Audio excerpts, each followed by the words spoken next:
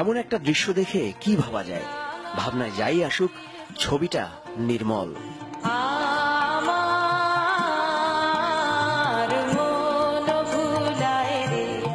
প্রধানমন্ত্রী হন আর যাই হন, মানুষ তো, তাই মাঝে মধ্যেই শেখ হাসিনার সহজাত প্রবৃত্তির এমন বহিঃপ্রকাশ।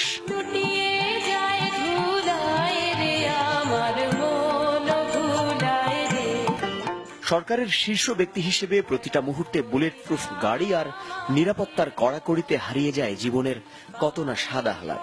তাই জন্মভূমি গোপালগঞ্জের মেঠো পথে ফেলে যাওয়া শৈশব আর খেয়ালিপনার কাছে ধরা পড়েছেন একজন প্রধানমন্ত্রী।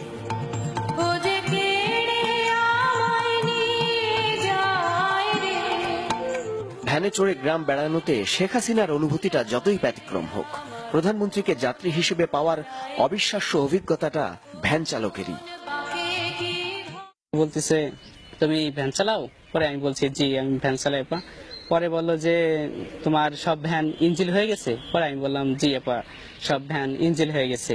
এখন বলতেছে যে হয়তো তুমি আমার বিদ্যুৎ নষ্ট করতেছো। হ্যাঁ, তারপরে আমি হাসে দিলাম, সেও হাসে দিল। এখন হাসি দিয়ে পরে বললো যে তাই তো, তুমি যাও, সামনে যাও, চলো।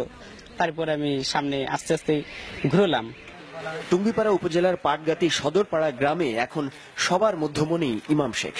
সবার আগ্রহ, ভ্যান যাত্রী প্রধানমন্ত্রী কত ভাড়া দিলেন। আস্তে আস্তে তার বাসায় নিয়ে পৌঁছলাম। অন্য একজন লোক আমাকে টাকা দিল। টাকা দেওয়ার পরে আমি বলছি, না আমার আপা উঠছে, আমার তো জীবন ধন্য, আমি টাকা নেব না। পরে অন্য লোক বললো, যখন টাকা নিব না তো তোমার ডিউটি শেষ, তাই তুমি যাও। তারপরে আমি চলে আসলাম। অমন আপ্লুত মুহূর্তে তখন কত কিছুই না মাথায় এসেছিল একজন অতি সাধারণ ভ্যান চালকের, কিন্তু সংকোচে মনের কথাটা আর বলা হয়নি। আমি বলবো যে আপা আমি খুব অসহায়, কিন্তু আমি বলতে সুযোগ পাইনি। বলা হয়নি তাতে কি, বাংলাদেশের প্রধানমন্ত্রীকে যাত্রী হিসেবে পাওয়ার যে অসম্ভব ভালো লাগা, তা ভরিয়ে রাখবে ইমাম শেখের আগামী দিনের সুখ স্মৃতির ঝুলি।